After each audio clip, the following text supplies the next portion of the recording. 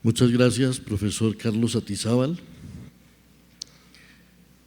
Y de nuevo, muchas gracias a todos por su presencia.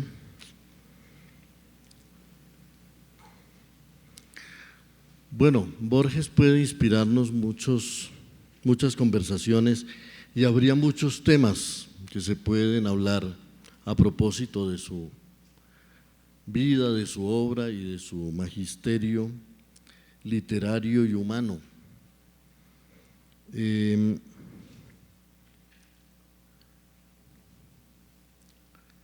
Alguien había sugerido un tema que podría ser interesante para toda una larga conversación, el tema de Borges y la política.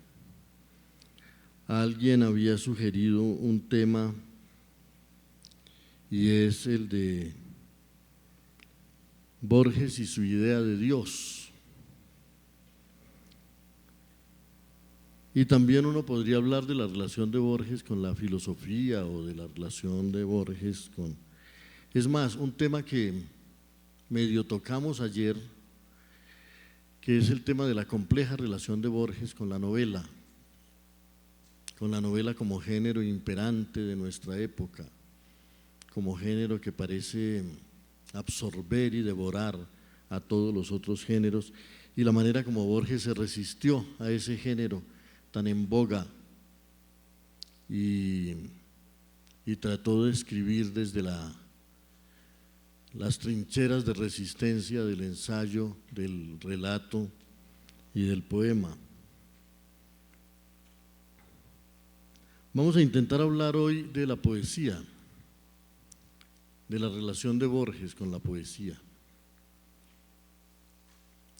Para lo cual lo primero que yo querría decir es que para entender la relación de Borges con la poesía y para entender la poética que Borges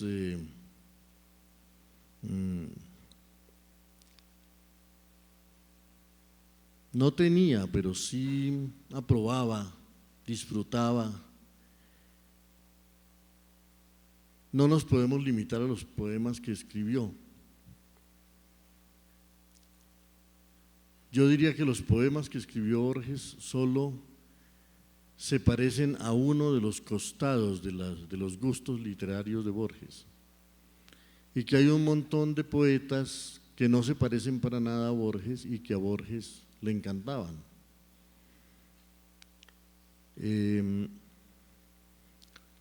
Y como Borges dijo alguna vez, que otros se envanezcan de los libros que han escrito, yo me envanezco de los libros que me fue dado leer. Él a veces se sentía más identificado con otros autores más que consigo mismo. Pensaba que él hacía lo que podía con su literatura, con sus ensayos, con sus relatos, con sus poemas, pero que había poemas y había ensayos y había relatos que lo satisfacían más que los que él se sentía capaz de escribir. Es admirable que haya dicho eso porque todo lo que él escribió es magnífico, pero tal vez reconocía así que había cuerdas del arpa de la poesía que él no podía tocar y que otros habían tocado muy bien, y que había costados de la reflexión literaria y filosófica y estética que otros habían desarrollado y que él no lograba desarrollar.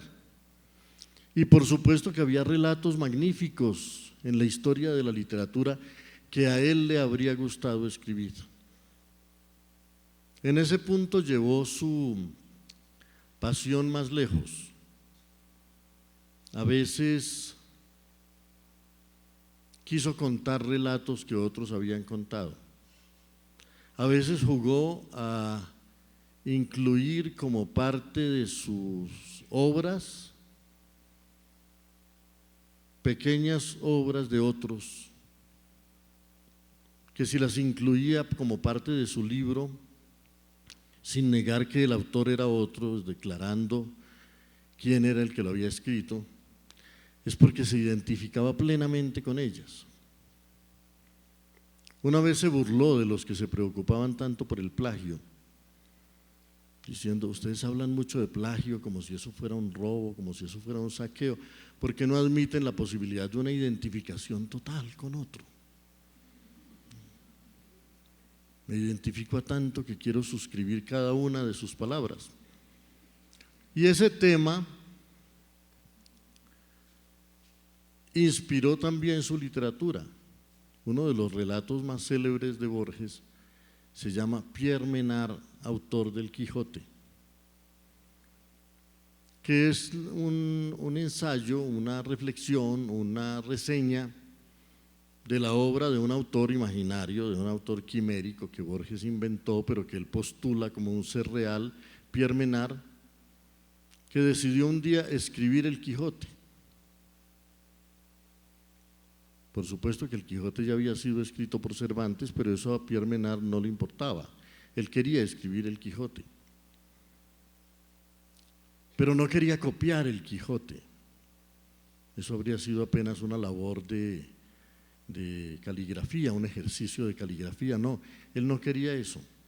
Él quería, así como Cervantes había llegado al Quijote a través de su experiencia como Cervantes, Pierre Menard, un francés de comienzos del siglo XX, quería llegar al Quijote a través de la experiencia de Pierre Menard. Y la manera como Borges describe las tentativas y los esfuerzos y los avances de Pierre Menard en la titánica y extrañísima tarea de escribir un libro que ya otro había escrito, pero sin copiarlo de allá, sino dejándolo salir de sí mismo, procurando que saliera de sí mismo, es un ejercicio muy fino de reflexión sobre la literatura. Digamos que más interesante para nosotros que la manera que el camino que Pierre Menard siguió para llegar al Quijote, que el método, por supuesto imposible, que Pierre Menard siguió para llegar al Quijote. Es muy interesante la reflexión que Borges hace sobre esos dos textos que son idénticos, el texto que escribió Cervantes y el texto que escribió Pierre Menard. Los dos textos coinciden palabra a palabra. Sin embargo, Borges hace un juego muy festivo y muy irónico de comparación entre los dos textos para demostrar cuán distintos son esos dos textos, el Quijote de Cervantes y el Quijote de Pierre Menard. A veces compara párrafos enteros. La verdad cuya madre es la historia, émula del tiempo, depósito de las acciones, ejemplo y aviso de lo pasado, advertencia de lo porvenir. Dice, ese texto, escrito por Cervantes en el siglo XVII, es apenas un elogio retórico de la historia. Pero oigan el texto de Pierre Menard, la verdad cuya madre es la historia, émula del tiempo, depósito de las acciones, ejemplo y aviso de lo pasado, advertencia de lo porvenir. Dicho entre el siglo XIX y el siglo XX, después de todo lo que se ha vivido en los últimos tiempos con respecto a la historia, que la historia sea la madre de la verdad, ese texto es asombroso. Entonces Borges hace una muy fina y muy irónica reflexión sobre muchas cosas, sobre la crítica literaria, sobre los modos de la lectura y sobre todo sobre algo que es muy frecuente, que en realidad las personas no lean los textos sino al autor, o lean los textos en función de quién los hizo. Entonces, si una persona que amamos escribió este párrafo, el párrafo puede parecernos bueno, pero si lo escribió una persona que odiamos, el texto nos parece malísimo. Cosas así son muy frecuentes en el mundo de la crítica, en el mundo de la literatura, pero por supuesto el texto de Borges va mucho más allá de eso. No, quería solo comentarlo por esa pasión de Borges por los textos ajenos y por esa pasión de lector que tuvo toda la vida que lo hizo apreciar sin duda mucho más todo lo que le había sido dado leer que lo que le había sido dado escribir. Ahora, Borges tenía en poco la mera idea de originalidad y no lo preocupaba demasiado la idea de plagio, porque decía, en otros tiempos del mundo se entendía que cuando uno iba a escribir un poema era de muy buen gusto y era respetuoso y era elegante basarse en un texto anterior. Ahora se piensa que si uno se remite siquiera remotamente a un texto anterior, uno está plagiando y uno está imitando y uno está saqueando la propiedad de otro. Pero es que ahora nos importa mucho la idea del texto como una propiedad de un señor, de un dueño. Mientras que en otros tiempos hay un montón de obras que ni siquiera se sabe quién las hizo. No sabemos si Homero existió o no existió. Toda la saga de cuentos de hadas de la Edad Media tienen un solo autor, anónimo. Y nadie sabe quién escribió el Ramayana ni el Mahabharata. Y no sabemos en realidad quiénes son los autores de la Biblia, aunque Borges resolvía eso muy fácilmente. Es verdad, todos los libros de la Biblia son hechos por un solo autor, que se llama el Espíritu Santo, que fue el que dictó todos esos libros a distintos amanuenses. La base de la cábala judía, que es un modo de lectura complejísimo y riquísimo en deducciones y en reflexiones sobre los textos, es este. La Biblia fue escrita por Dios, fue inspirada por Dios, fue dictada por el Espíritu Santo. Si eso es así, si el autor de ese libro es divino y el libro mismo es divino, como lo pretende tanto la tradición hebrea como la tradición cristiana, todo será significativo en ese libro. No habrá nada azaroso, no habrá nada casual, no habrá nada accidental. Leer ese libro es desentrañar hasta el sentido de las comas y de los puntos y comas y de los puntos suspensivos y de las exclamaciones. Todo tiene un sentido mucho más profundo que lo que parece haber en la superficie, porque su autor es un ser sobrenatural y porque en ese libro nos está siendo revelado el secreto de todo y los mecanismos profundos de la realidad. Entonces la cábala se aplica al desciframiento de la Biblia como texto divino y como texto que contiene todas las sabidurías posibles. Y que prescinde de la idea de autores humanos. Pero Borges también dice que en la India se entiende que lo mejor es que los libros no tengan firma, que los libros hayan sido escritos por la tradición, hayan sido escritos por la memoria, por la lengua, por la comunidad. Y Borges sabe que eso es lo que termina pasando. Ahora escribimos libros y estampamos al final nuestra firma o al comienzo, pero pasan los siglos y si el libro perdura, cada vez se va esfumando más el autor, cada vez se va desdibujando más el autor. Ya no sabemos nada de Homero, muchos dicen que no existió jamás, muchos dicen que es el nombre que alude a un linaje de rapsodas que fueron acuñando esas obras durante siglos y que fueron puliendo esos hexámetros hasta darles esa perfección que tienen la Ilíada y la Odisea. Y Homero se fue volviendo de tal manera un autor legendario y un autor mítico que 7 ciudades se disputan su cuna y que algunos de los rasgos personales que le atribuimos pueden perfectamente ser leídos como símbolos o como metáforas.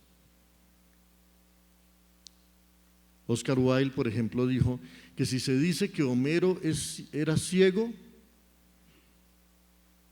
es porque quieren hacernos entender que en la poesía lo más importante es el oído y no la vista. O sea, le van quitando rasgos, peculiaridades históricas y van convirtiendo todo esto en parte de una leyenda y todo se va diluyendo en la leyenda. Y bien hablábamos ayer del caso de Shakespeare, que después de haber creado esa galería tan extraordinaria de personajes y de haber creado esa sinfonía de textos espléndidos que es su obra, ha ido perdiendo de tal manera materialidad y realidad que ya muchos sostienen en Inglaterra que Shakespeare no existió jamás. Y claro, se dedican a rastrear porque Inglaterra pues es apasionada por la ciencia, por la novela policial. ¿Quién sería en realidad el que escribió las obras de Shakespeare? Y se las atribuyen desde Christopher Marlowe, que murió en una taberna siendo muy joven y siendo el más prometedor autor dramático de Inglaterra, y que perfectamente pudo no haber muerto, sino que haberse ido a la clandestinidad por razones políticas y haber utilizado un testaferro con el nombre de William Shakespeare para que firmara sus obras. Y tienen argumentos para decir que el Shakespeare histórico no pudo haber hecho esas obras. Uno de ellos muy interesante: Shakespeare no parece haber tenido una educación académica importante, escasamente se sabe que fue a la escuela. Y los grandes profesores de Oxford y de Cambridge se dicen cómo es posible que la obra más alta de la lengua inglesa haya salido de un señor que no tiene los papeles en regla. Eso no puede ser, eso no lo hizo él, eso lo hizo el conde de Oxford, o eso lo hizo no sé quién, o eso lo hizo Francis Bacon, o a lo mejor la propia reina Isabel I de Inglaterra en sus tiempos de ocio. Hay quien ha atribuido la autoría de las obras de Shakespeare a la reina Isabel I, que por supuesto, como no era bien visto que una mujer y que una reina se dedicara a esas cosas del teatro y de las tragedias y las comedias, entonces había buscado quien firmara las obras. Pero todo esto para aludir al hecho de que a partir de cierto momento nos cuesta atribuirle a una persona la vastedad y la resonancia de una obra literaria, y que los autores se van afantasmando y al cabo de los siglos no se sabe si era un hombre o si era una leyenda, o si bajo esa etiqueta se oculta toda una legión de creadores. Hay un argumento valiosísimo a favor de que Homero no haya existido,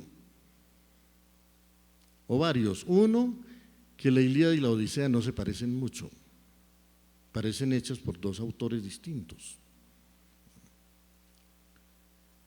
Y otra, que la cantidad de recursos que Homero utiliza en sus obras, la manera de adjetivar, la manera de tejer las frases, el tipo de exclamaciones, las repeticiones, no parecen obedecer a un acto de creación momentánea, sino a una larga tradición, a un estilo que se va engendrando década tras década y siglo tras siglo, que no parece una obra inicial, sino la conclusión de un largo proceso, de un montón de rapsodas de los que nada sabemos y cuya plenitud se alcanzó en esas obras, y entonces se le atribuyó el nombre de Homero a la labor que hicieron todos esos rapsodas, porque además, como esas obras no eran escritas, sino que eran obras que se iban transmitiendo de generación en generación de una manera oral, muy posiblemente cada rapsoda iba puliendo el verso que recibía y la obra iba saliendo cada vez más depurada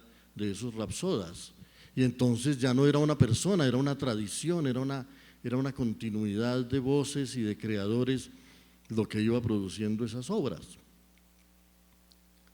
A Borges le gustaba mucho reflexionar sobre todo eso, y entonces decía: en otros tiempos era honroso que un verso actual derivara de un verso antiguo.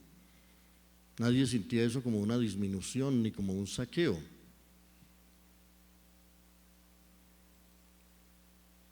Yo visité una vez un amigo y encontré en su biblioteca una antología de la poesía inglesa, y en ella encontré un poema de Samuel Taylor Coleridge sobre el ruiseñor. Entonces yo dije, mira, hay un poema de Coleridge sobre el ruiseñor. Y recordé que uno de los más altos poemas de la tradición inglesa es la Oda a un ruiseñor de John Keats, que fue escrito a comienzos del siglo XIX. John Keats era mucho más joven que Coleridge, era de la generación posterior, era un contemporáneo de Byron y de Shelley. Entonces yo me dije, qué interesante. Keats alcanzó la gloria con esa Oda a un ruiseñor, que es uno de los poemas más hermosos de la literatura inglesa, pero hay un poema anterior hecho a un ruiseñor por un hombre de la generación anterior a la de Keats. Voy a leerlo a ver qué tanto se parece al poema de Keats que yo conozco. Y me puse a leer el poema de Coleridge, y el poema de Coleridge tocaba muchos de los temas que tocaba el poema de Keats. El tema de lo efímero, de la vida, de la comparación entre la vida humana y la vida animal, pero por supuesto era muy distinto, y el poema de Keats era mucho mejor que ese poema de Coleridge que yo estaba leyendo. Me dije, sin duda Keats leyó el poema de Coleridge, pero Keats era un hombre de genio. Coleridge también era un gran poeta, pero Keats captó rápidamente en ese poema no del todo logrado de Coleridge las posibilidades del tema y las desarrolló, y gracias a ese aporte, digamos, un poco más oscuro de ese poema previo, Keats encontró su camino para hacer el gran poema, uno de los grandes poemas de la lengua inglesa. Cualquiera, desde un espíritu meramente competitivo y desde un espíritu meramente vigilante y controlador, diría, pero Keats es un saqueador que le robó el tema a Coleridge, ¿no? Y entonces esto es un caso de plagio. Borges prefería hablar de la misteriosa colaboración entre las generaciones para llegar a una gran obra. Alguien concibe un tema, alguien lo desarrolla un poco, alguien finalmente lo lleva a su plenitud. Somos hermanos, somos amigos, somos la misma humanidad, estamos buscando ¿qué? Celebrar, cantar, conocer. No somos el dueño de este pedacito de lenguaje que yo me inventé y que nadie más desde ahora debe tocar. Entonces esa pasión de Borges por los textos de otros es también un esfuerzo por mostrar que todos somos hijos de la lengua y creadores de la lengua, y que la verdad, el verdadero dueño de la literatura es la humanidad. Es evidente, yo creo que no me conviene incluso hablar mal de los derechos de autor, pero la verdad es que una cosa es que un autor necesite sobrevivir y por eso sea bueno que le paguen algo por su trabajo, y otra cosa es que realmente en lo más profundo de la esencia del mundo el autor sea dueño de su obra. Eso no es así. El único dueño de la obra es el que la ama, y el que la conoce, y el que la estudia, y el que la recuerda. También en el arte nos dicen que el dueño de un cuadro es el que lo compra y lo guarda en una caja fuerte para que nadie lo vea. Yo creo que el verdadero dueño de una obra de arte, de las Meninas de Velázquez o de La Noche Estrellada de Van Gogh, es el que lo ama y el que lo conoce y el que puede hablar de él. Ese es el verdadero dueño. Lo demás no son más que las triquiñuelas del mercado. Bueno, a Borges le gustaba pues ese juego de ecos y de resonancias, y sobre todo saber que el mundo no nació con nosotros y que la literatura no nació con nosotros, y que lo único que cada autor hace es añadirle un poco al cuerpo de una tradición ya vastísima, ya complejísima, ya muy rica y ya muy llena de significado. Entonces a Borges le gustaba crear con la conciencia de que formaba parte de una tradición y no de que con él estaba naciendo el universo. Tal vez por eso era un poco desconfiado de las vanguardias, porque hubo una época en que las vanguardias decidieron que nada del pasado importaba, que no había que imitar a la tradición, que no había que parecerse a lo de antes, sino que el mundo comenzaba con nosotros y que había que crear una literatura completamente nueva, una poesía completamente nueva. Y cada cierto tiempo, digamos que cada generación pasa por un momento de especial entusiasmo, de especial ingenuidad, de especial candor, en que piensa que ella lo va a inventar todo y que ya podemos prescindir del pasado. Borges mismo había sido muy vanguardista en los tiempos en que estuvo en España y conoció a Rafael Cansinos Asensi, a una joven generación de españoles, los ultraístas que querían inventarse de nuevo la literatura y que decidieron que que la poesía se basaba fundamentalmente en la metáfora. Y Borges adhirió muy entusiastamente a ese credo, pero a los pocos años comprendió que metáforas había habido desde Homero y que había muchas otras cosas en la poesía fuera de metáforas, aunque las metáforas fueran tan bellas y tan ricas. Y entonces él se desencantó un poco de las vanguardias y prefirió un lenguaje más reposado y dialogar más con la tradición. Así como también en la época de su juventud había muchas innovaciones en el campo de la escritura, el verso libre contra toda la tradición de los versos medidos y rimados que a los autores de las primeras décadas del siglo XX les parecían algo que había que dejar atrás, todo ese simbolismo, todo ese clasicismo, todo ese parnasianismo, todas esas simetrías, todas esas rimas, todos esos endecasílabos, esos alejandrinos, esos octosílabos, que no, que ya no, que llegara la libertad, decían estos jóvenes de las vanguardias. Ahora lo nuestro es el verso libre, sigamos a Walt Whitman, que ha inventado el verso inmenso, el verso libre en el que cabe el mundo entero, y no esas obras tan medidas y tan mezquinas, debían pensar que eran esos sonetos y esos serventesios. Y entonces Borges se dijo, después de que ya reflexionó un poco y de que volvió a sumergirse en la tradición poética que también conocía, que eso era una ingenuidad, que cada cierto tiempo los poetas se querían volver a inventar todo y que cada cierto tiempo creían que podían dejar atrás el pasado, pero que el pasado siempre les daba alcance, porque nadie puede renunciar a una tradición de la que ha vivido la humanidad durante siglos. Algo podemos añadir, algo podemos agregar, alguna variación podemos intentar, pero no nos vamos a inventar otra vez el mundo. Y además sería una pérdida tremenda que de la noche a la mañana dijéramos, no vamos a leer a San Juan de la Cruz porque eso ya quedó atrás, ya no vamos a leer a Quevedo porque eso es muy antiguo, ya no, eso… Todavía hoy, claro que impera eso, la idea de la actualidad, de que la actualidad ya lo logró todo y que el pasado entonces entró en eclipse y que somos nosotros los que vamos a inventar la belleza del porvenir. No, es mucho mejor dialogar con la tradición, anda uno sobre un suelo más firme y a lo mejor es más cierto lo poco de nuevo que logra hacer si tiene a la vista todo lo que se ha hecho, que si pierde de vista todo lo que se ha hecho. De manera que eso, para entender por qué la obra de Borges en gran medida es una obra que dialoga con la tradición y que no se lanza a hacer meros experimentos verbales como los que tanto recomendaron los dadaísmos y los vanguardismos y los surrealismos de comienzos del siglo XX. Borges llegó a admirar a muchos poetas surrealistas, pero tal vez lo que más admiró de ellos no era el surrealismo que había a veces en sus imágenes y en sus metáforas, cuanto la poesía profundamente arraigada en la tradición que había en ellos. El mejor ejemplo, diría yo, es Apollinaire. Apollinaire es un poeta francés de origen polaco, un gran poeta francés de comienzos del siglo XX, que murió en las trincheras de la Primera Guerra Mundial.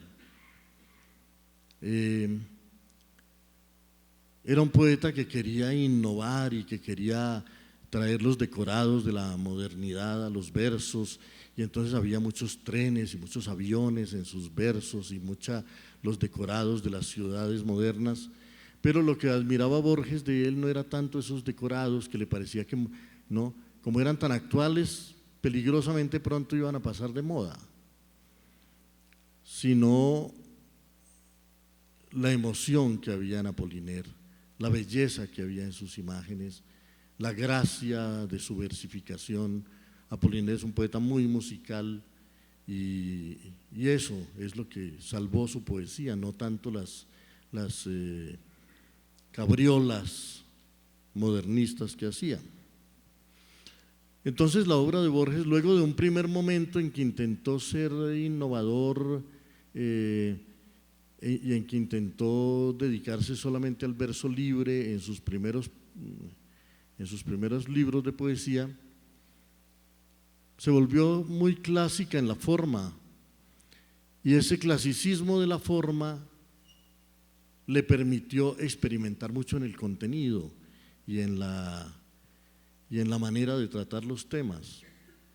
Él dijo que él procedía de Rubén Darío y de los modernistas, y es verdad, pero ¿cuántos pasos adelante dio Borges con respecto a los modernistas y a toda la versificación anterior en lengua castellana? Y él era un gran lector de la poesía del siglo de oro, pero también, como era un gran lector de la poesía inglesa y de la poesía francesa y de la poesía alemana, fueron muchas las cosas que supo traer de esas otras lenguas a sus poemas.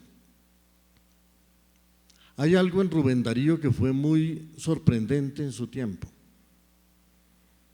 y es que nosotros habíamos crecido en una idea de la poesía en que todo tenía que ser inspiración y el poema tenía que ser sobre todo sentimiento, cuando no sentimentalismo, y emoción, y la poesía para nosotros siempre tenía que dedicarse exclusivamente a hablar del amor o a hablar de la soledad o a hablar de ilustres abstracciones, eran el tema central de nuestra poesía. Y Borges, como buen conocedor de la literatura inglesa, sabía que los ingleses eran capaces de hacer una poesía que, aunque buscaba los ideales y las abstracciones, no se llevaba mal con el mundo y podía incluir cosas de la realidad en el poema si eso lograba darle al poema su fuerza, cosas de la realidad cotidiana, quiero decir. Pero cuando llegó Rubén Darío, nos reveló que era posible, cuando se tenía sentido del ritmo y de la música, pensar, exponer pensamientos en el verso, como lo había hecho toda la gran tradición literaria en muchas lenguas, por supuesto, pero que no era una costumbre nuestra. Entonces, hay versos como aquellos de Rubén Darío: yo soy aquel que ayer no más decía el verso azul y la canción profana, en cuya noche un ruiseñor había que era alondra de luz por la mañana. El dueño fui de mi jardín de sueños, lleno de rosas y de cisnes vagos, el dueño de las tórtolas, el dueño de góndolas y liras en los lagos. Y muy siglo XVIII y muy antiguo y muy moderno, audaz, cosmopolita, con Hugo fuerte y con Verlaine ambiguo y una sed de ilusiones infinita. Que toda esa información literaria, que todo ese conocimiento histórico entrara tan fluidamente en los versos nos sorprendió, porque nos resultaba más fácil solamente creer en poemas como: ¿quieres que hablemos? Está bien, empieza, habla mi corazón como otros días. ¿Qué podrías decir a mi tristeza? Y está muy bien, pues esas cosas son bellas en cualquier lengua, pero esa carga de información nueva, decirla con esa lucidez y que al mismo tiempo con esa gracia, era un aporte que Rubén Darío le hacía a la lengua. Rubén Darío trajo muchas cosas a la lengua, o recogió de sus contemporáneos muchas cosas nuevas que de verdad nos pusieron a vivir de otra manera la lengua, a pensar en ella, a sentir en ella, a imaginar en ella. Y ese fue un momento muy hermoso, una revelación que nos hizo madurar mucho a todos los pueblos que hablamos castellano. Pero claro, él se nutría de Víctor Hugo, que hacía grandes poemas sobre la historia, y se nutría de Verlaine, que además de ser una sensibilidad exquisita, era también un gran autor de descripciones y de estados anímicos, y se nutría de Baudelaire, que había creado su propio estremecimiento tenebroso y rebelde en la lengua francesa. Entonces, Darío trajo todo eso y trajo una naturalidad del verso. Yo hablaba en la primera charla de que nuestros poetas antes del modernismo eran acartonados y no acababan de sentirse hablando una lengua propia. Con Rubén Darío y con los modernistas empezaron a hablar una lengua propia, una lengua fluida, graciosa, que uno sentía mucho más cercana. Ya Manuel Gutiérrez Nájera, en su poema La Duquesa Job, a finales del siglo XIX en México, haciendo un retrato de su novia, había hecho unos versos encantadores en los que uno sentía que el que estaba hablando hablaba una lengua totalmente propia.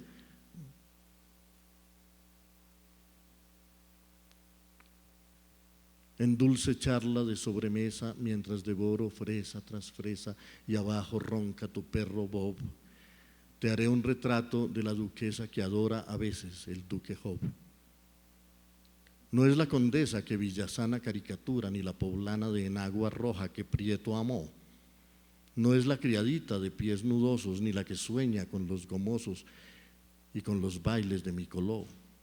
Mi duquesita, la que me adora, no tiene humos de gran señora, es la griseta de Paul de Kock. No baila Boston y desconoce de las carreras el alto goce y los placeres del 5 o'clock. Y todo eso lo decía con una gracia y una finura, ¿no?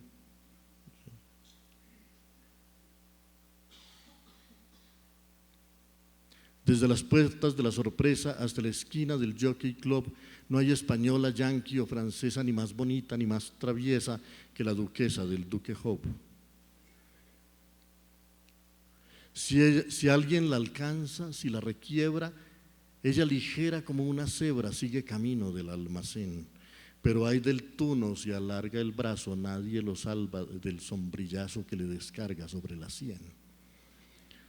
Y esa gracia la tenía también Evaristo Carriego cuando escribía sus poemas. Evaristo Carriego escribía poemas sobre las fiestas en los inquilinatos, en los conventillos de Buenos Aires, y sobre los malevos que rondaban esas fiestas. Sobre el rostro adusto tiene el cuchillero hondas cicatrices de cárdeno brillo, en el pecho un hosco rencor pendenciero y en los negros ojos la luz del cuchillo. Y entonces la lengua se iba volviendo cada vez más expresiva y más poderosa, y ya Rubén Darío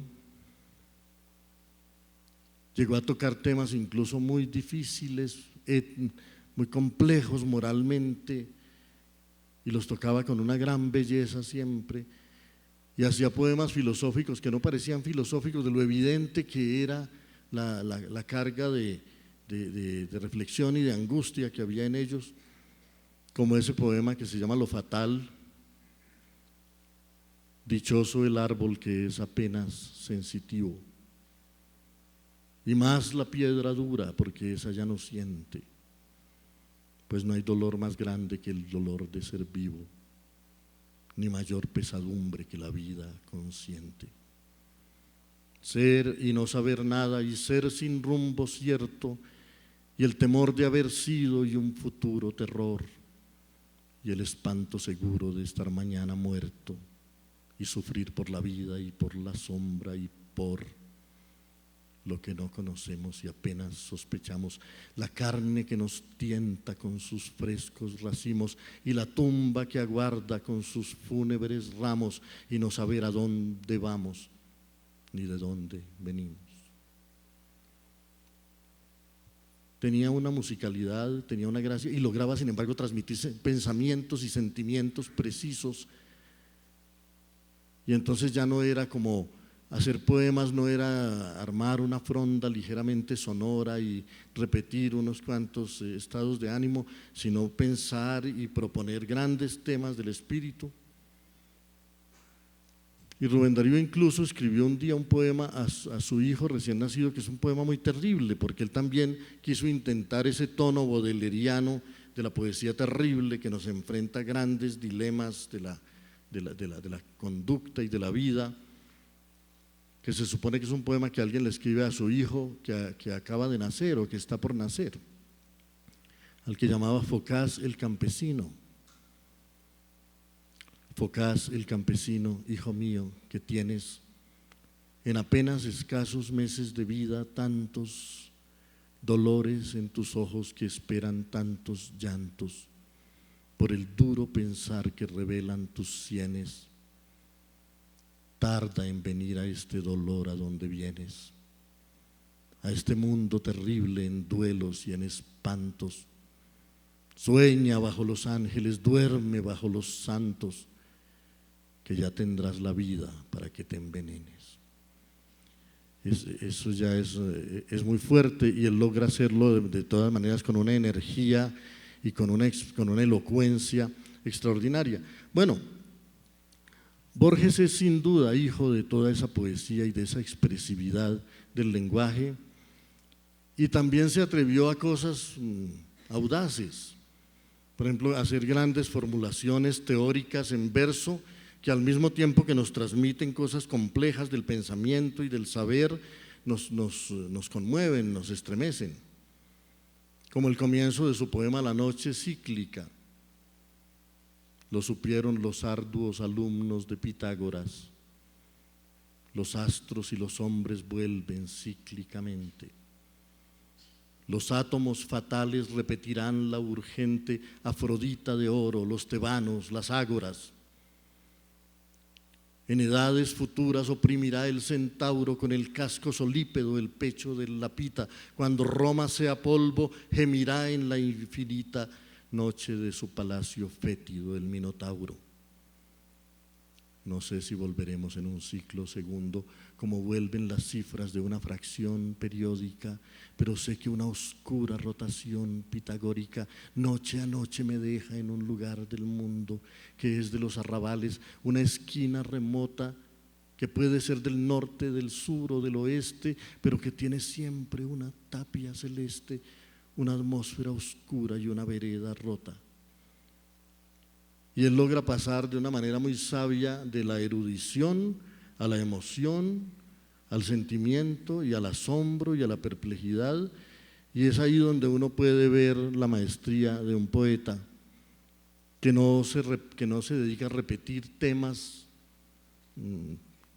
usuales de la tradición, sino que incorpora temas nuevos. Uno de los primeros poemas de Borges que yo leí, y que es un poema que amo mucho todavía, es un soneto que se llama Las cosas. Al comienzo es una enumeración de las cosas cotidianas, de las cosas que nos rodean, con las que todos tenemos relación todos los días. Es bello que alguien se fije en las cosas y haga un poema sobre ellas, pero el propósito de él no es solamente fijarse en las cosas y hacer un poema sobre ellas, sino llevarnos a una comprobación tremenda de nuestro propio destino, porque nosotros nos sentimos muy orgullosos de estar vivos mientras que las cosas son inertes, de tener voluntad mientras que las cosas no tienen ninguna voluntad, están ahí, al arbitrio de quien las use, de que nosotros somos inteligentes y conscientes y las cosas ni tienen conciencia ni tienen inteligencia, sino que son esclavos de quien las usa. Pero no deja de ser patético comprobar que nosotros nos vamos y ellas se quedan. Y que nosotros, tan vanidosos de nuestro destino, somos más patéticos que las cosas, porque estamos aquí un instante y siempre asustados porque no sabemos cuánto más va a durar la aventura. Y él logra transmitir eso muy bellamente en el poema. Las cosas, el bastón, las monedas, el llavero,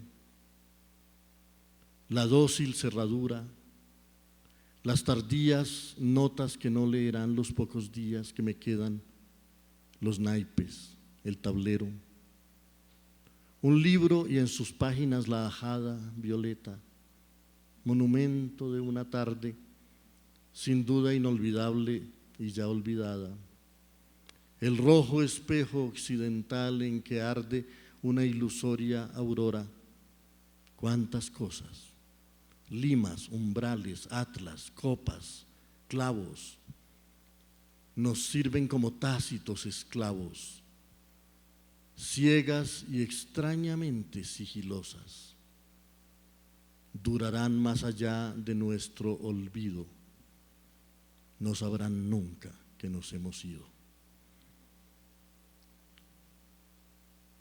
Y entonces en la poesía de Borges siempre hay esa capacidad de producirnos una suerte de estremecimiento metafísico a partir de evidencias, ¿no? Una suerte de pasmo con respecto a nuestro propio destino y a nuestra propia realidad. Hay un poema en la historia de Borges que lo hizo muy célebre, llegó en el momento justo en que hablaba yo en estos días. Terminó la época en que Borges tenía ojos y se dedicaba a un estilo muy elaborado, y empezaba una época en que Borges se quedó ciego y le tocó recurrir a la oralidad más que a la escritura para su literatura. En 1955 más o menos Borges se quedó ciego, pues casi completamente ciego, aunque eso había sido, como él mismo lo dijo, un largo crepúsculo. Y en ese mismo momento fue nombrado director de la Biblioteca Nacional de Buenos Aires. Entonces él escribió el poema, que es un poema muy, muy poderoso por digamos, los contrastes y las paradojas que maneja. Nadie rebaje a lágrima o reproche esta declaración de la maestría de Dios, que con magnífica ironía me dio a la vez los libros y la noche. De esta ciudad de libros hizo dueños a unos ojos sin luz, que solo pueden leer en las bibliotecas de los sueños los insensatos párrafos que ceden las albas a su afán. En vano el día me prodiga sus libros infinitos, arduos como los arduos manuscritos que perecieron en Alejandría. De hambre y de sed narra una historia griega, muere un rey entre fuentes y jardines. Yo fatigo sin rumbo los confines de esta alta y honda biblioteca ciega. Enciclopedias, atlas, el oriente y el occidente, siglos, dinastías, símbolos, cosmos y cosmogonías, brindan los muros, pero inútilmente. Algo que ciertamente no se nombra con la palabra azar rige estas cosas. Otro ya recibió en otras borrosas tardes los muchos libros y la sombra, porque antes de él había sido director de la Biblioteca Nacional muchos años atrás Paul Grusac, quien también se quedó ciego cuando fue nombrado director de la biblioteca. Y antes, mucho antes, y ese tipo de repeticiones obsesionaban a Borges, José Mármol, un famoso autor argentino, poeta y novelista, que había sido director de la Biblioteca Nacional, también se había quedado ciego. Entonces Borges empezó a sentir que ahí había como no solamente un accidente histórico, sino como una suerte de conspiración cósmica y una suerte de juego de repeticiones misteriosas, y por eso lo dice, ¿no?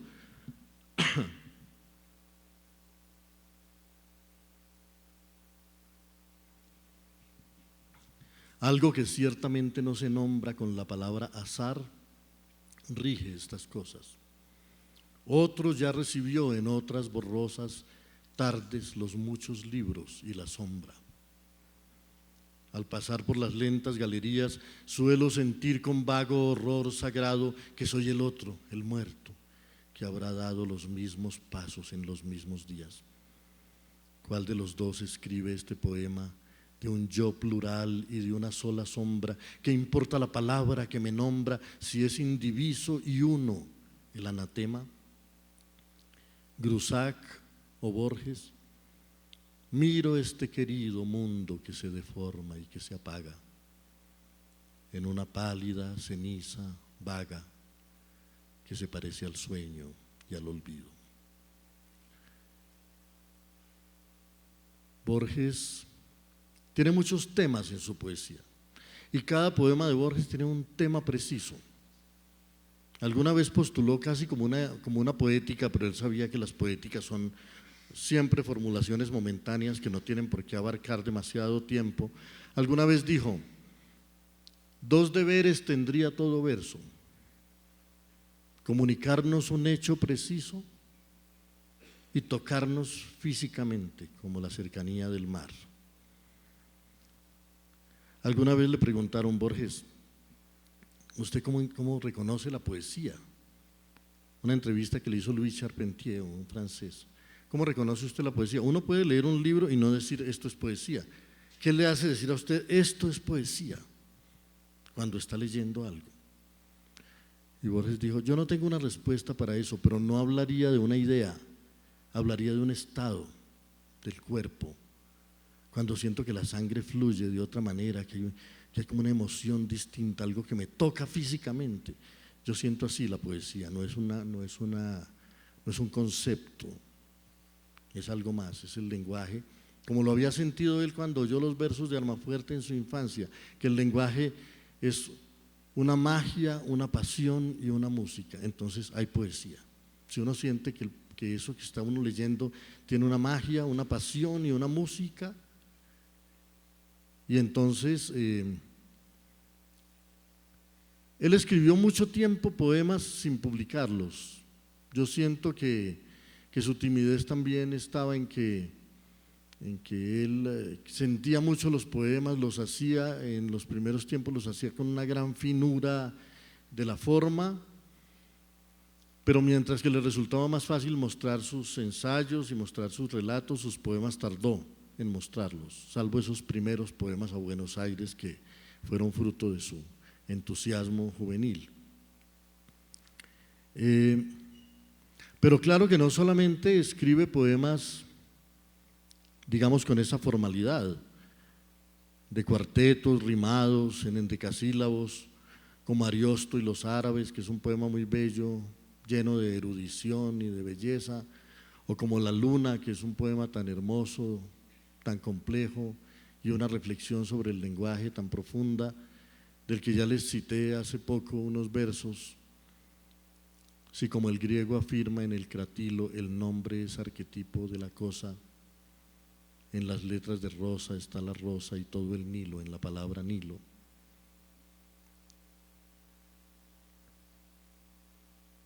Aunque esa estrofa no es de La Luna, esa estrofa es de un poema que se llama El Golem.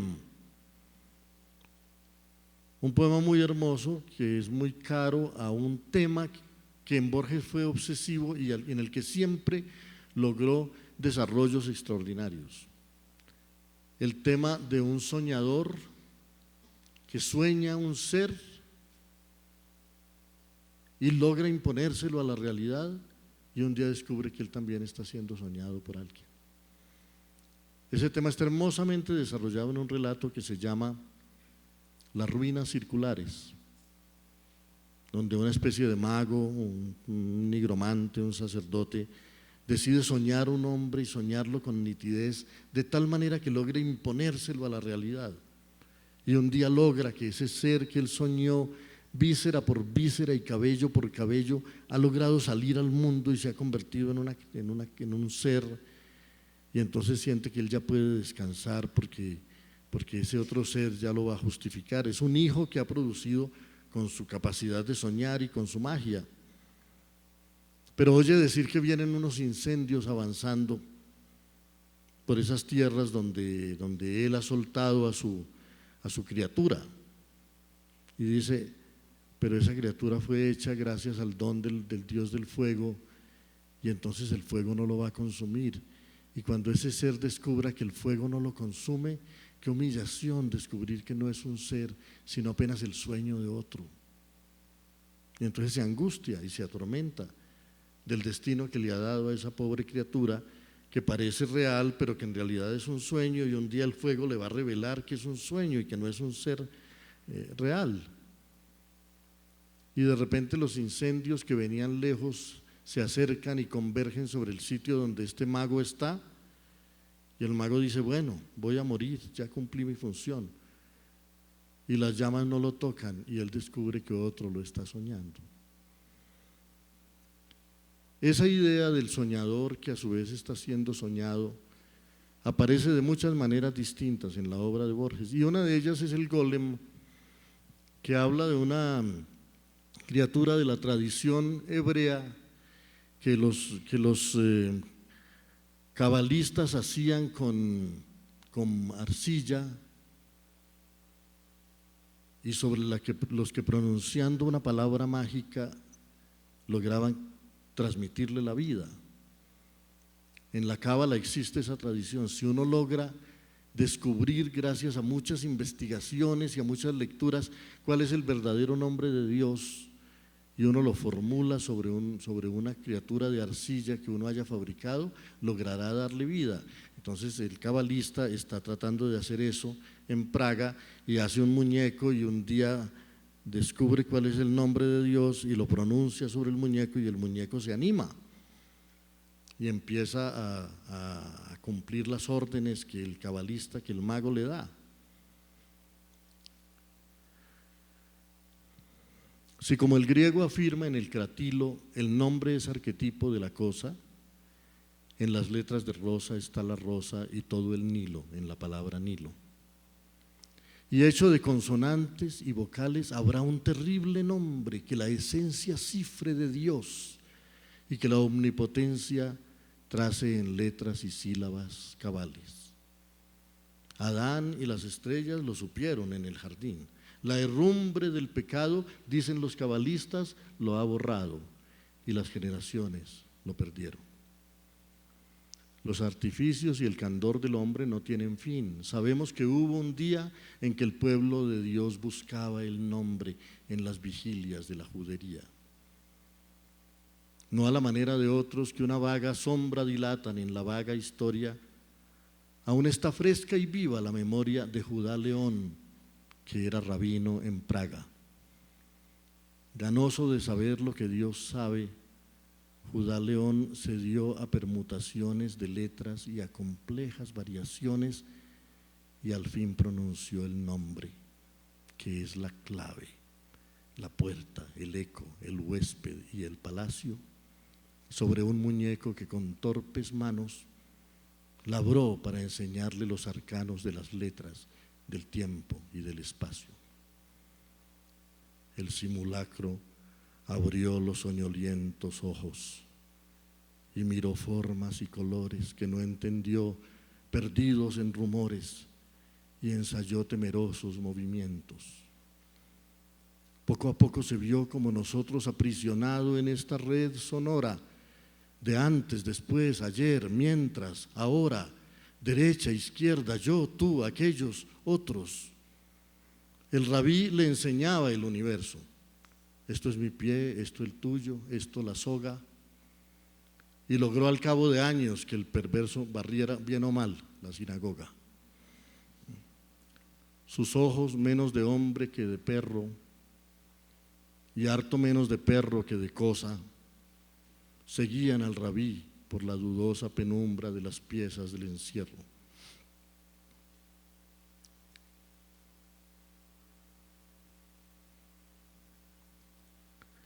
Y entonces el golem empieza a moverse, pero es torpe, algo anormal o torpe hubo en el golem, ya que a su vista el gato del rabino se escondía, dice él, ¿no?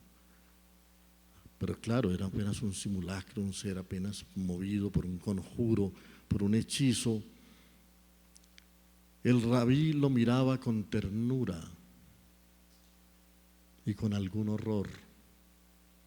¿Cómo, se dijo, pude engendrar este penoso hijo? y la inacción de G, que es la cordura. En sus horas de angustia y de luz vaga, en el golem los ojos detenía. ¿Quién nos dirá las cosas que sentía Dios al mirar a su rabino en Praga? Y eso está continuamente presente. Ese tema vuelve en la obra de Borges. Hay un poema muy hermoso que es el soneto al ajedrez, uno de los sonetos al ajedrez, que empieza tratando de definir cada una de las fichas, de las piezas del ajedrez con un solo adjetivo. Y después habla de cómo es la batalla de las piezas del ajedrez. Tenue rey, sesgo alfil, encarnizada reina, torre directa y peón ladino, sobre lo negro y blanco del camino, surcan y libran su batalla armada. No saben que la mano señalada del jugador gobierna su destino. No saben que un rigor adamantino sujeta su albedrío y su jornada. También el jugador es prisionero. La sentencia es de Omar, de otro tablero, de negras noches y de blancos días. Dios mueve al jugador y éste la pieza. Que Dios detrás de Dios la trama empieza, de polvo y tiempo y sueño y agonías. Ese tema del soñador soñado vuelve en él, y es una gran preocupación metafísica. El tema de una cosa que es todas las cosas vuelve en él, el tema de un instante del tiempo que es todos los instantes del tiempo. Hay un cuento magnífico del que no alcanzamos a hablar ayer, pero que se nos llevaría sin duda una de las horas de una de estas jornadas, comentar, que se llama El Aleph, y que tal vez es el cuento más famoso de Jorge Luis Borges, y el más inquietante por los muchos temas a los que alude y por el complejo contenido que abarca. La idea de un lugar del espacio que contiene todos los lugares del espacio. La idea de un objeto en donde está el universo, todo el universo, y al que llamaban en las tradiciones de distintos pueblos el Aleph, un Aleph, un lugar del espacio donde están todos los lugares del espacio. Esa fantasía era más fantástica cuando Borges la escribió en los años 40 que hoy, porque hoy tenemos un poco más la experiencia de sitios donde caben tantas cosas del universo, porque la red de internet de la que dicen que Borges fue uno, si no de los precursores, por lo menos de los visionarios, de los que la adivinaron previamente, hace que haya un sitio donde de alguna manera parecen converger todos los puntos del universo y tenemos una manera de conectarnos con ellos que no habrían imaginado las personas de hace 80 o 100 años. También la posibilidad de que cosas muy vastas y muy complejas puedan condensarse en objetos muy pequeños. Uno estaba acostumbrado a las grandes bibliotecas y ahora una gran biblioteca puede caber en un chip diminuto, y entonces ha cambiado nuestra concepción misma del espacio. Y cualquier neurólogo mantiene siempre desde hace mucho tiempo una pregunta sobre de qué manera se almacena la vastedad de nuestros recuerdos en la pequeñez de nuestras neuronas, o de qué manera es que nosotros conservamos la memoria y de qué manera tenemos tan mágica y misteriosamente acceso a ella en el momento en que la necesitamos. El racionalismo y el positivismo a veces nos acostumbraron a la idea de que de que el mundo está muy claro y de que es muy fácil entenderlo, porque hay un montón de máquinas que nos revelan qué es verdaderamente el mundo. Por ejemplo, una tomografía axial computarizada nos puede revelar perfectamente todo lo que hay en nuestro cerebro, cómo está el cerebro, cómo está en términos vasculares, cómo está en términos neuronales, cómo está en términos de conexiones, cómo están esos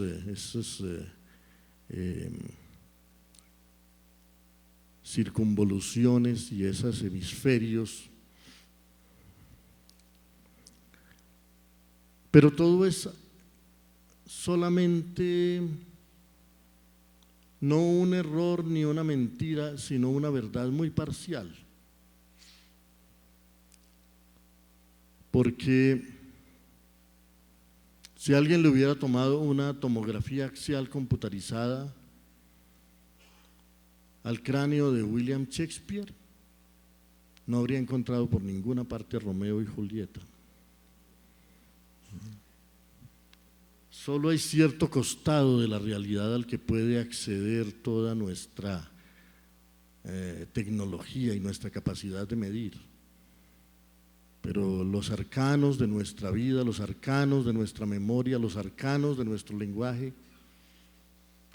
estudiemos con todos los métodos físicos posibles el cuerpo humano y no encontraremos el lenguaje. Para encontrar el lenguaje tenemos que hablar, contar, y ahí sí, y en el lenguaje no solamente un diccionario, no solamente unos signos, sino todas las fantasías, todos los sueños, todos los recuerdos, todas las imaginaciones, todas las quimeras, todos los fantasmas, todos los monstruos, todos los miedos. El mundo es mucho más de lo que nosotros podemos medir y a lo que podemos acceder. Si queremos conocer a Picasso, en vano intentaríamos conocerlo examinando el cuerpo de Picasso. Mejor nos vamos para un museo gigantesco donde hay desplegados miles de cuadros que Picasso pintó y algo veremos del diagrama del alma de Picasso, todo eso que brotó de él. En vano intentaremos examinando el cuerpo de Shakespeare descubrir qué contenía ese cuerpo. Es más fácil irnos a leer las obras completas de Shakespeare y descubrir el universo que había en él y que nuestras herramientas racionales y técnicas difícilmente pueden encontrar.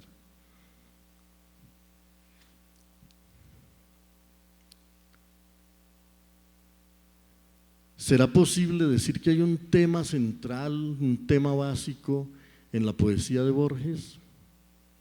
Tal vez no, pero sí es posible decir que hay una actitud central. Hay algo que caracteriza a Borges en todas sus obras, en sus relatos, en sus ensayos, en sus poemas, que es la principal característica de su obra y de su sensibilidad y de su propuesta, así como en Whitman es el entusiasmo. Así como en Verlaine es la sensibilidad y el pathos de la inestabilidad emocional. Así como en Baudelaire es, digamos, una rebelde amargura. El sabor de las obras de Borges es el sabor de la perplejidad. Borges está perplejo, Borges está sorprendido con todo. A Borges todo le parece misterioso porque todo en este mundo es profundamente misterioso. Si nos sentimos muy cómodos y nos parece que todo lo entendemos, es solamente para relajarnos, pero si nos ponemos a pensar que estamos en un planeta que flota en la enormidad de un cosmos lleno de galaxias y de otras galaxias que se dilatan sin fin, uno empieza a sentir ¿dónde estoy? ¿Qué es esto realmente? Y que vamos a durar un poco de tiempo y después no sabemos, como decía el poema de Rubén Darío, de dónde venimos ni para dónde vamos. y que el mundo es esencialmente inexplicable, y que aunque la razón nos dio algunas certezas y nos intentó quitarnos un montón de fantasmas y de monstruos y de asombros de la mente, el mundo sigue siendo inexplicable. Borges se remitía a su padre, que una vez le dijo, cuando Borges le preguntó al papá si él creía en Dios, el papá le dijo: hijo mío, este mundo es tan raro que en él todo es posible, hasta la Santísima Trinidad.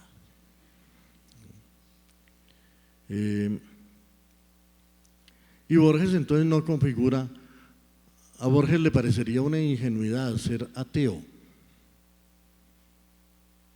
como le parecía a Kant una ingenuidad ser ateo. Kant, nuestro padre racionalista, lo que dijo fue: Dios no es tema de la filosofía ni de la ciencia. La filosofía no tiene nada que ver con Dios, no puede ser pensado. Dios no es tema de la filosofía ni de la ciencia. Yo no digo si existe o no existe, eso no es tema del pensamiento. Puede ser tema de la religión y puede ser tema del arte. El arte se relaciona muy bien con Dios, la poesía se relaciona muy bien con Dios, ¿no? Cada vez que necesita decir que hay algo que merece ser reverenciado, que hay algo que merece ser admirado, que hay algo que es inexplicable, puede hablar de Dios y no necesita decir que ese Dios se llama Jehová o se llama Alá o se llama Ganesha o Vishnu o Brahma. Spinoza pudo decir que Dios y el universo son la misma cosa y que cada elemento del universo y cada uno de nosotros es una fracción de la divinidad.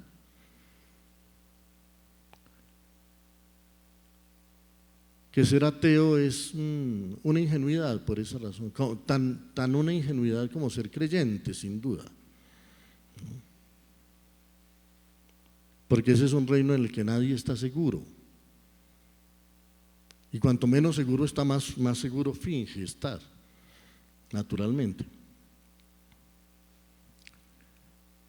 En Borges también el tema de Dios vuelve continuamente, pero lo que yo siento más presente siempre es esa perplejidad, es ese asombro.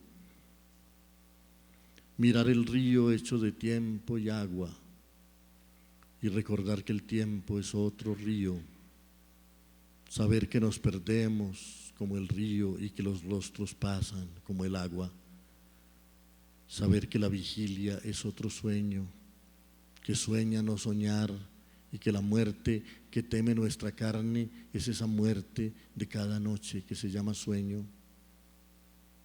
Ver en el día y en el año un símbolo de los días del hombre y de sus años, convertir el ultraje de los años en una música, un rumor y un símbolo.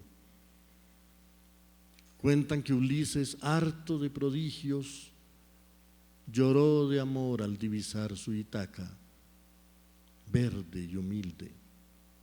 El arte es esa Ítaca, de verde eternidad, no de prodigios.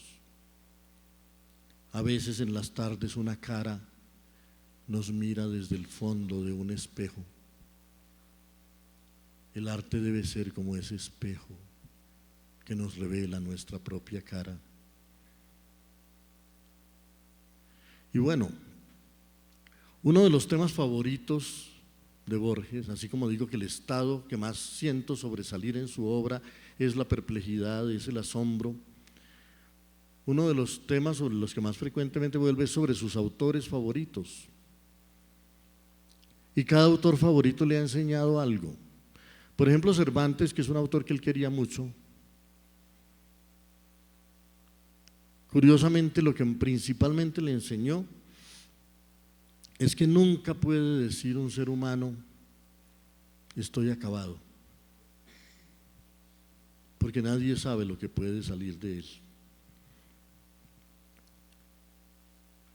Y esto lo supo porque Cervantes había vivido una vida, había querido ser autor dramático, había querido ser poeta, había querido competir con Quevedo y con Góngora y con Lope de Vega en los distintos géneros en que ellos eran excelentes en la España del Siglo de Oro, y no le había ido mal, no le había ido bien en ninguno de esos géneros, y había sido soldado y había sido tesorero de la Armada Invencible, y lo habían acusado de malversación de fondos, creo que injustamente, y lo habían metido a la cárcel. Y había ido de fracaso en fracaso por la vida Cervantes, y había llegado a los 50 años, que en esos tiempos era una edad muy avanzada, sin haber logrado realmente nada de todo lo que quería hacer, de todo lo que anhelaba hacer.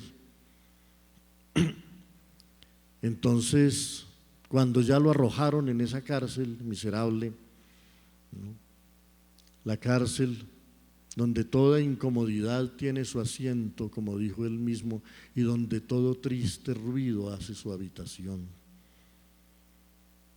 Allá estaba encerrado Cervantes, cuando se le ocurrió una idea por entretenerse, cuando ya se sentía nadie y nada, cuando se sentía casi vencido. Entonces eso le enseñó a Borges que ningún ser humano tiene derecho a decir ya me acabé, porque nadie sabe qué puede haber en él todavía. Y el poema que le hizo a Cervantes, que se llama Un soldado de Urbina, es un poema muy bello que nos cuenta eso. Cervantes había luchado en la batalla de Lepanto, había perdido el uso de su mano en ese combate, había sido esclavo en Argel, ahora estaba preso, en fin, sospechándose indigno de otra hazaña, como aquella en el mar, este soldado, a sórdidos oficios resignado, erraba solo por su dura España. Para borrar o mitigar la hazaña de lo real buscaba lo soñado, y le dieron un mágico pasado los ciclos de Rolando y de Bretaña. Contemplaría hundido el sol el ancho campo en que dura un resplandor de cobre. Se creía acabado, solo y pobre, sin saber de qué música era dueño. Atravesando el fondo de algún sueño, por él ya andaban Don Quijote y Sancho. Y como en ese poema, siempre en los poemas que Borges escribe sobre un personaje, logra hacernos una síntesis magistral de lo que fue ese personaje como creador o como ser histórico, y también como ser humano y como destino humano. Y tiene un poema sobre Heinrich Heine, y un poema sobre Walt Whitman, y un poema sobre Emerson, y un poema sobre Quevedo, y un poema sobre Alfonso Reyes, los grandes autores tutelares de su obra y de su vida, y un poema sobre Edgar Allan Poe.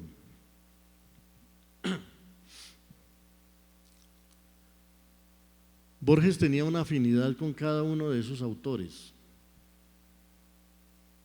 Él se identificaba mucho con los autores a los que quería. Por eso hablaba de la identificación absoluta. Y entonces cuando cuenta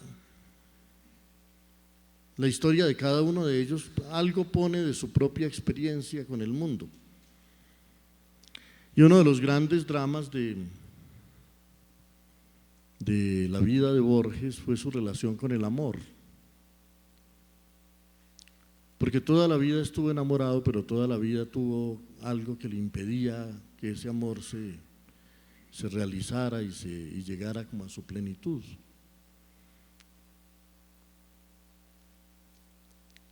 Y algo así le pasaba a Edgar Allan Poe. Yo creo que para Borges no hablar de sí mismo, prefirió hablar de Poe en ese poema.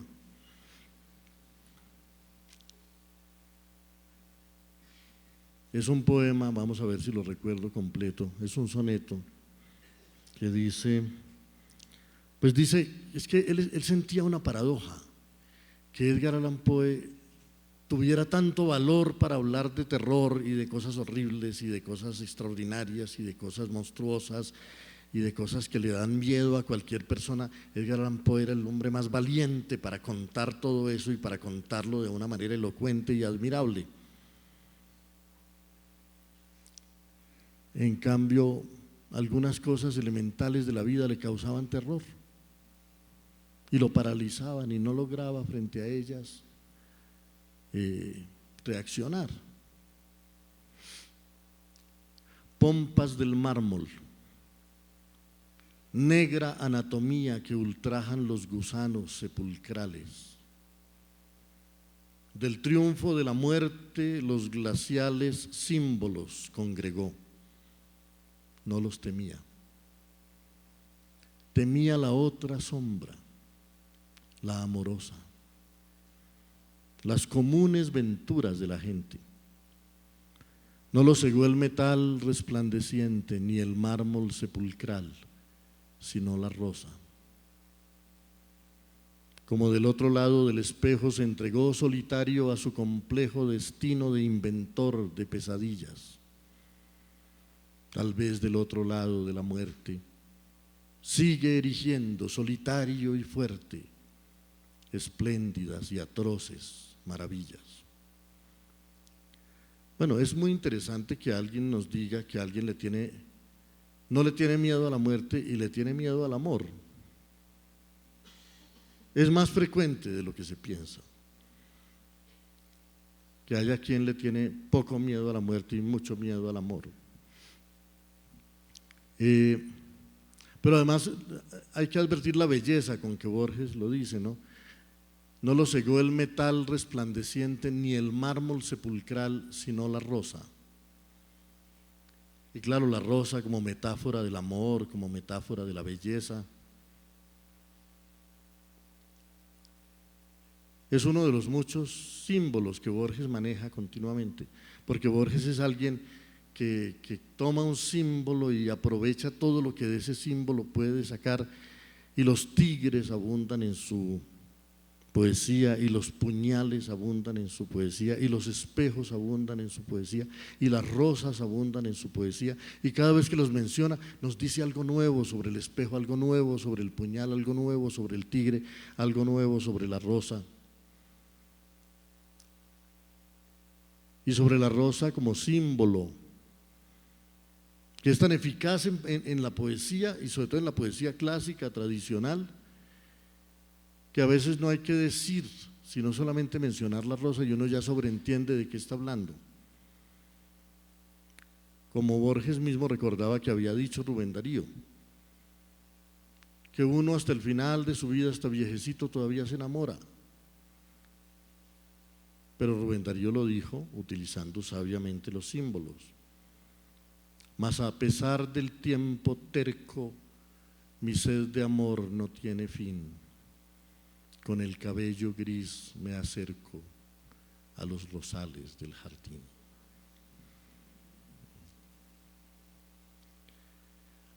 Bueno, Borges tiene fama de ser un autor muy intelectual, de ser un autor muy hermético, de ser un autor que maneja grandes parábolas matemáticas y grandes parábolas filosóficas.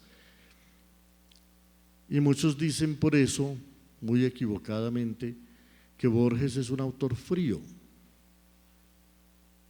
y que es un poco inhumano. No sé de dónde han sacado esa leyenda. Yo pocos autores he encontrado más estremecidos, más temblorosos con el mundo, más conmovidos, más enamorados. Y debo decir que es difícil encontrar en lengua castellana poemas amorosos más bellos que los poemas de Jorge Luis Borges.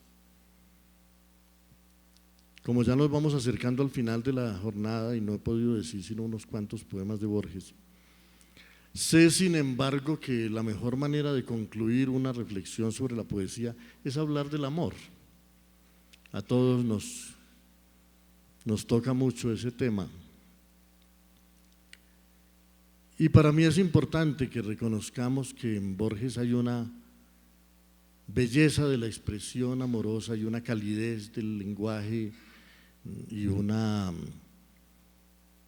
originalidad en la mirada sobre el amor, porque él no es pues alguien que cante loas solo al amor, digámoslo así, oficial de la cultura, porque también existen unos estereotipos del amor, el amor como un contrato indisoluble y no sé cuántas cosas más, ¿no? Cuando el amor es pues muchas cosas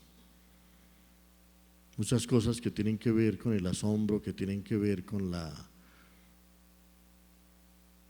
identificación, que tienen que ver con el miedo, que tienen que ver con la pedagogía, que tienen que ver con la solidaridad, que tienen que ver con la fascinación.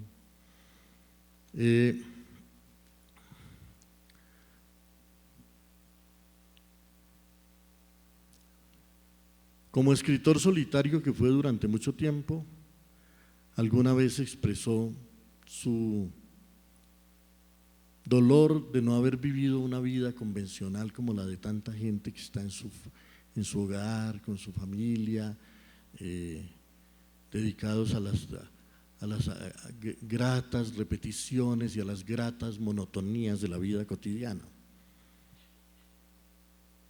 En cierta calle hay cierta firme puerta, con su timbre y su número preciso, y un sabor a perdido paraíso, que en los atardeceres no está abierta a mi paso. Cumplida la jornada, una esperada voz me esperaría, en la disgregación de cada día y en la paz de la noche enamorada. Esas cosas no son.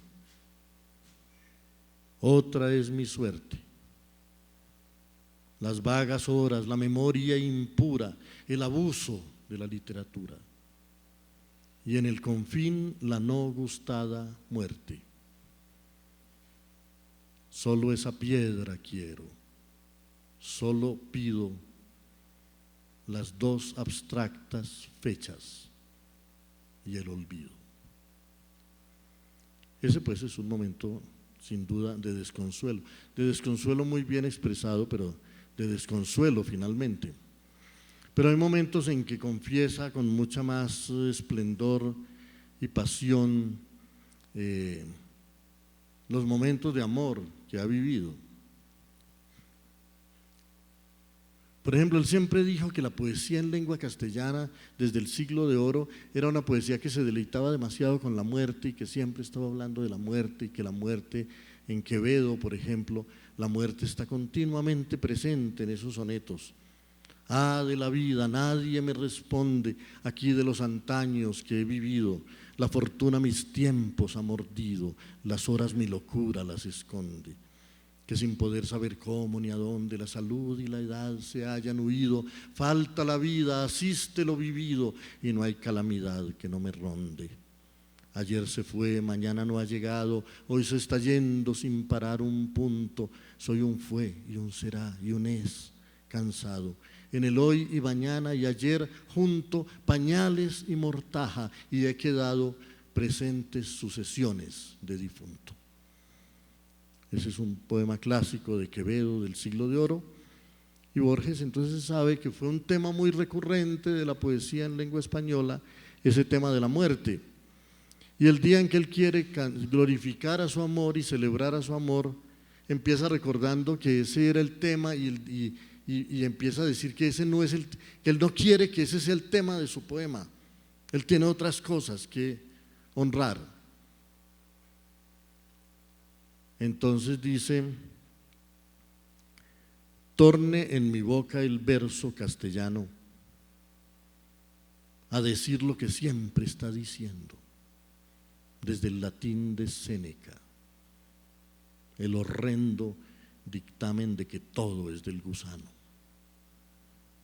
Torne a cantar la pálida ceniza, los fastos de la muerte y la victoria de esa reina retórica que pisa los estandartes de la vana gloria. No así. Lo que mi barro ha bendecido, no lo voy a negar como un cobarde. Sé que una cosa no hay, es el olvido. Sé que en la eternidad perdura y arde lo mucho y lo precioso que he perdido. Esa fragua, esa luna y esa tarde. También es capaz de darle forma a un sentimiento que es muy común, no sé si solo en la adolescencia o en cualquier momento de la vida, que es el amor como un nerviosismo que se parece al terror. Que uno se enamora y entonces es como que ya no se atreve a pasar por cierta puerta ni por cierta esquina, y que siente que uno no puede vivir sin alguien a quien al mismo tiempo como que no se atreve a acercarse. Él trató de darle una forma patética y muy plena a ese sentimiento en un poema que se ha vuelto muy famoso, que se llama El amenazado.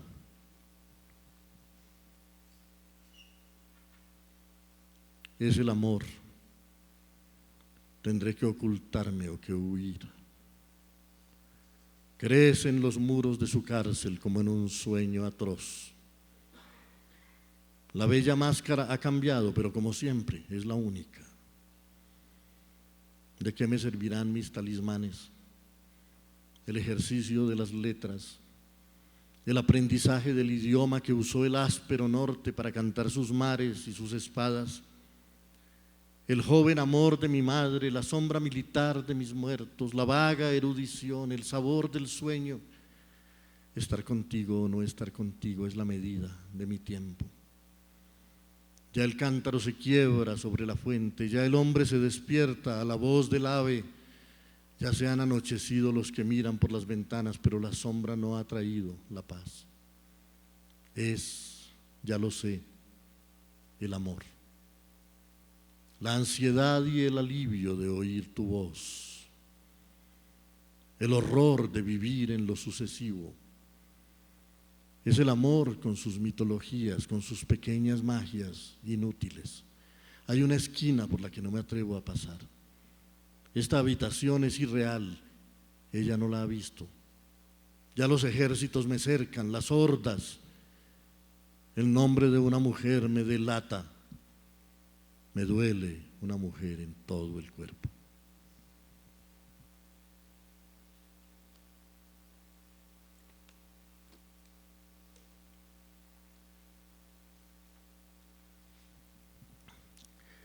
Esa es, por ejemplo, una manera de mostrar la inminencia del amor.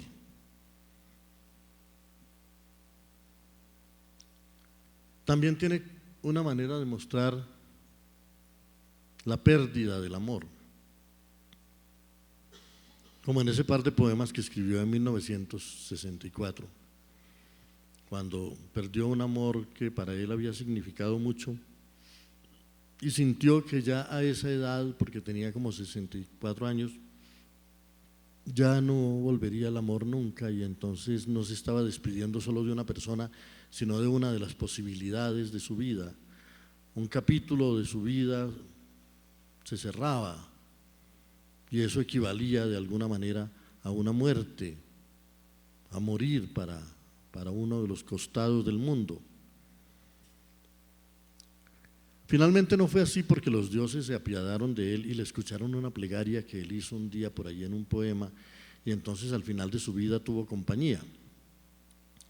Pero en ese momento, en 1964, cuando sufrió ese gran dolor, escribió ese par de poemas que se llaman 1964 y que me parece que expresan muy bien el sentimiento de esa pérdida desmesurada. Ya no es mágico el mundo, te han dejado. Ya no compartirás la clara luna, ni los lentos jardines. Ya no hay una luna que no sea espejo del pasado. Cristal de soledad, sol de agonías, Adiós las mutuas manos y las sienes que acercaba el amor. Hoy solo tienes la fiel memoria y los desiertos días. Nadie pierde, repites vanamente, sino lo que no tiene y no ha tenido nunca. Pero no basta ser valiente para aprender el arte del olvido. Un símbolo, una rosa, te desgarra y te puede matar una guitarra. Ya no seré feliz, tal vez no importa. Hay tantas otras cosas en el mundo. Un instante cualquiera es más profundo y diverso que el mar. La vida es corta. Y aunque las horas son tan largas, una oscura maravilla nos acecha. La muerte, ese otro mar, esa otra flecha, que nos libra del sol y de la luna y del amor. La dicha que me diste y me quitaste debe ser borrada. Lo que era todo tiene que ser nada. Solo me queda el goce de estar triste. Esa vana costumbre que me inclina al sur, a cierta puerta, a cierta esquina.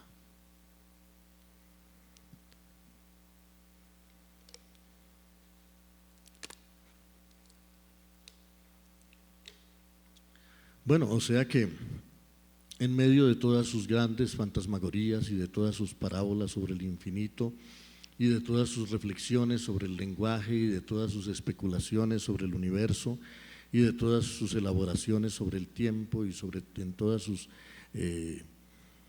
meditaciones sobre lo sucesivo y sobre lo simultáneo y sobre el uno y sobre el todo y sobre el tiempo y sobre el infinito, también tuvo tiempo Borges de deleitarse con las cosas de la vida cotidiana, de sorprenderse con los destinos de sus seres queridos y de sus autores preferidos, de rendirle homenaje a sus lecturas y de vivir los estremecimientos de la carne y del espíritu con toda la intensidad, con toda la alegría y con todo el dolor.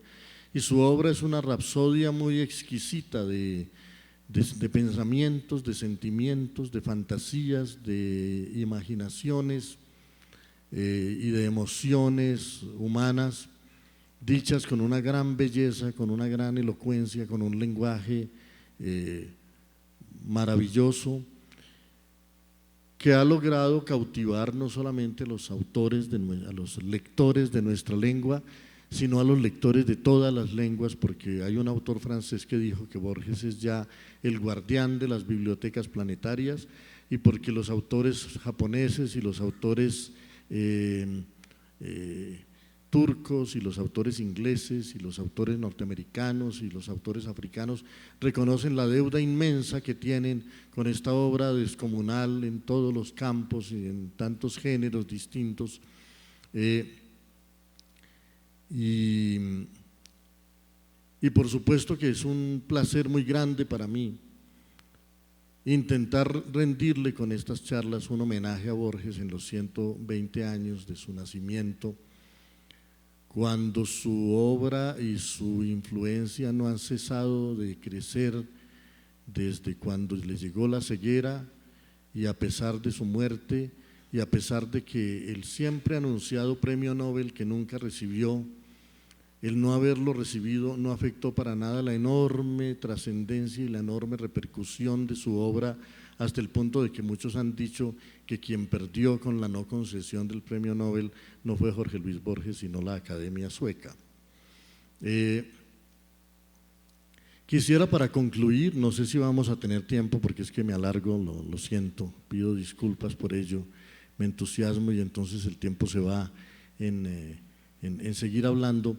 No sé si vamos a tener tiempo de conversar un poco, pero quisiera concluir esta jornada de aproximación apenas a lo que fue la poesía o lo que es la poesía de Borges, con un poema que me parece que alude mucho o revela mucho ese espíritu que yo siento que es el central que hay en él, que es el tema de la perplejidad y del asombro. Es un poema que se llama El ingenuo. Él siente que uno solo puede asombrarse si es ingenuo, si no pretende saberlo todo y si no pretende ya estar inmunizado frente a las emociones y las experiencias del mundo. Entonces escribió ese soneto que se llama El ingenuo, que condensa un poco ese espíritu de qué era lo que a él lo asombraba. Cada aurora nos dicen, maquina maravillas, capaces de torcer la más terca fortuna. Hay pisadas humanas que han medido la luna y el insomnio devora los años y las millas. En el azul acechan públicas pesadillas que ensombrecen el día. No hay en el orbe una cosa que no sea otra o contraria o ninguna. A mí solo me asombran las sorpresas sencillas. Me asombra que una llave pueda abrir una puerta. Me asombra que mi mano sea una cosa cierta. Me asombra que del griego la eleática saeta incansable no alcance la inalcanzable meta. Me asombra que la espada cruel pueda ser hermosa y que la rosa tenga el olor de la rosa. Muchas gracias.